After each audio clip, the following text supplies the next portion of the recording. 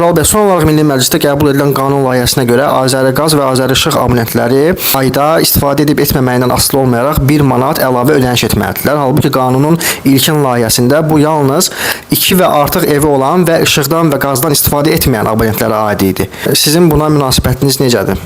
Əvvəlcə bu qanun layihəsini təqdim edəndə dedilər ki, bu o evlərə görə tətbiq olunur ki, o evləri alıblar, orada yaşayış yoxdur, amma dövlət ora naqillər çəkib, qaz xəttləri çəkib, onlar ayda bir dəfə 1 manat ödəniş etməlidirlər. Sonradan qanun qəbul olunanda biz gördük ki, yox, bu bütün abonentlərə şamil edildi və qazda və elektrikdə. Biz indi araşdırdıq, məlum oldu ki, Azərbaycanda 2.700.000 qaz abonentləri var və 3 milyon, hardasa 300.000 civarında da elektrik abonentləri var. Yəni, dolayısıyla ikisini toplayanda 6 milyon abonent var. Demək ki, bunlar hər ay 6 milyon adamdan 1 manat əlavə tutduqda 6 milyon manat əlavə yığım edir. Bunu da ilə vuranda edir 72 milyon manat. Yəni, bu qanunla dövlət vətəndaşların cibindən hak etmədiyi halda 72 milyon manat pul tutur.